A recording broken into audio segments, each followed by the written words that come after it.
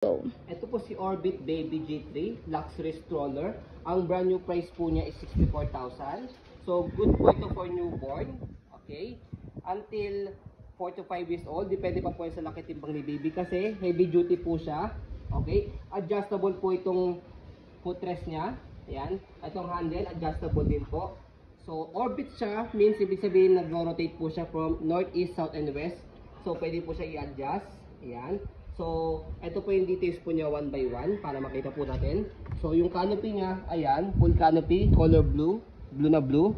Ayan. So, ito extension canopy, pwede nyo ipasok sa loob pagka hindi nyo gagamitin. Ayan. So, ganyan siya kapag newborn. As you can see, malapad siya. Ayan. Saka mahaba. Itong footrest na nahabaan. Okay. So, meron siyang pinipress dito. Kung gusto nyo po i-adjust muna. Ayan. Okay, kung newborn pa lang si baby. Natatanggal din kung newborn. Pag toddler na siya, yan, adjust yung pinakasagad. Ito yung pinakasagad niya. Ayan. Natatanggal din siya. Ayan. Okay? So, ayan. Depende sa level po ng paano baby po ninyo, yung pag-adjust po sa footrest. Ayan. So, as you can see, meron siya kasamang pad. Kaya hindi nyo kailangan bumili ng extra cushion pad. 5 harness, safe na safe si baby. Wala po yung putol. Presyo lang po dito. Yan, saka dito sa kulay pula. Yan, meron din pong pad sa harness, malambot. Ayan. So, sobrang ganda po nito. Yan, binili po ito sa Mars. Sinipa po yan ng, alien. Sure. Yan. So, kasi, ayan, kasi kakaiba po talaga po itong stroller na to. Papakita po namin sa inyo yung pinaka full details niya. Ayan. So, ganyan po siya kapag nakaiga. Pagka naman po nakaupo, ayan, press nyo lang po dito, left and right.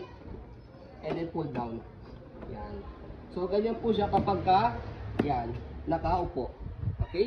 So, kapag naman po, i-adjust po natin siya na nakapunta po dito sa kabilang side. Press nyo lang din po ulit to, left and right. Tapos, squeeze nyo lang po siya. Rotate nyo lang po siya. Yan.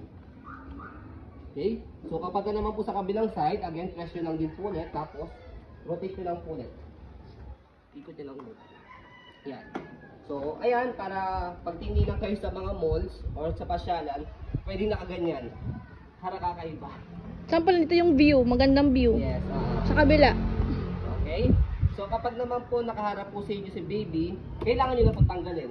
So, adjust nyo na po muna po yung pinaka-footrest niya. Ayan. So, press nyo ulit, tapos angat nyo lang siya. Tapos shoot nyo lang siya dito ulit. Okay. So, ganyan siya. So, sa kanya po i-adjust po yung, ayan, konti. Kasi hindi na siya masasagad dahil tatama siya rito. Tapos, pagka nakahiga, pag newborn, press nyo lang ulit, tapos, higa. So, ganyan naman ang design niya kapag nakaharap po sa inyo or naka-reverse. Full canopy mo. Naka-full canopy. Ayan. Okay, so napakaganda po ito to be honest. Okay, so regarding naman po sa handle niya, ayan, adjustable yan. May pinipress po ditong button, left and right. So, ito po yung pinakamababa, ito po yung pinakamataas. So, bagay na bagay po ito sa mga matangkad na mga mami, sa mga daddy. Para pag nagtutulak sila, hindi po nakayuko. Okay, nakatayo po sila na maayos. So, meron din po dito lagayan ng cup or ng food ni baby. Ayan, okay. So, ang gulong niya, heavy duty, malaki. Yan, hindi siya pudpod. Okay. So, body frame, yan yung details. Orbit Baby. Ayan. Okay. So, regarding naman po sa gulong po sa harapan, ayan yung details. Okay na okay din po. Easy to maneuver, nag-swivel. Ayan. Rotate. Okay. Okay, kung gusto niyo pong one way lang, baba niyo lang po yan. Yan. So, ibig sabihin yan, kaya one way, pwede nyo i-heli si baby. Hindi siya mag-rotate. Angat nyo lang po para mag-rotate. Ayan. Okay. So, basket niya, ayan yung basket. Pwede dito yung lagayan. Okay. So, meron siyang, tawag ito, butas dito na maliit. Yan. Kaya tinayan lang namin para, yan, wala na po kayong gagawin. Gagamitin nyo na lang po siya. Okay. Pwedeng i-wash. So, regarding naman po sa kabilang body frame, yan po yung details.